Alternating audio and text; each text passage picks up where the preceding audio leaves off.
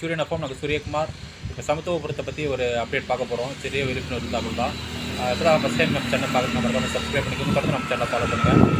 சமத்துவபுரம்னா இப்போ பார்த்திங்கன்னா ஜாதி, மதம், இனம், மொழி அதெல்லாம் கடந்து எல்லோரும் ஒரே இடத்துல மொத்தமாக வாழ்கிற ஒரு இடம் தான் சமத்துவபுரம் சொல்லுவாங்க. சமத்துவபுரத்தில் பார்த்திங்கன்னா ரொம்ப ஏழ்மையாக இருக்கிறவங்களுக்கு, எல்லா கம்யூனிட்டிலும் ஏழ்மையாக இருக்கிறவங்களுக்கு இதுக்கு முன்னே அரசாங்க வீடு எதுவுமே வாங்கலை. ஐஏஒய் அப்புறம் பிஎம்ஏஒய் அதிலெல்லாம் வீடு வாங்கலாம் அப்படின்றவங்களுக்கு அவங்க பரிந்துரை பண்ணுவாங்க.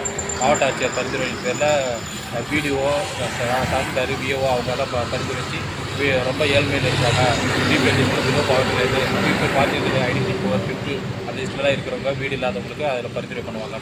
மாவட்ட ஆட்சியர் தான் மெயினாக அவங்க பரிந்துரை பண்ணுவாங்க. அதில் பார்த்திங்கன்னா பிசிக்கு 25%, எம்பிசிக்கு 25%, அப்புறம் எஸ்சி எஸ்டி பிரிவினருக்கு 40%, அப்புறம் இதர பிரிவினருக்கு 10%, அப்புறம் வந்து மாற்றுத்திறனாளிக்கு 3% கொடுப்பாங்க.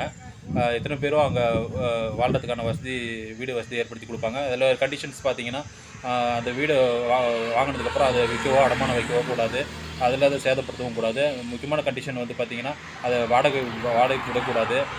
30 வருஷத்து வரையும் அது அவங்க வசிக்கணும். தகுதியான பயனாளி தான் அதில் வசிக்கணும். அந்த மாதிரி கண்டிஷன்ஸ் எல்லாம் இருக்கும். அது மட்டும் இல்லாத அதில் அங்கேயும் பார்த்திங்கன்னா விளையாட்டு மைதானம், நூலகம் அந்த மாதிரி ஃபெசிலிட்டிஸ் ஏற்படுத்தி கொடுப்பாங்க. இப்போ சமத்துவபுரம்னா தெரிஞ்சிருப்பீங்க. எப்படி அதை வாங்குறது, யார் எலிஜிபிள், அதெல்லாம் பற்றி ஒரு ஸ்மால் இன்ட்ரடக்ஷனாக பார்த்தோம். இந்த ஒரு சின்ன அப்டேட் மற்றும் விழிப்புணர்வு தகவல்கள் தான் வீடியோ போட்டோம். இது போன்ற அப்டேட் மற்றும் விழிப்புணர்வு தகவல்கள் தொடர்ந்து நம்ம சேனலை ஃபாலோ பண்ணுங்கள். சூரியகுமார், சூரியன் எஃப்எம்.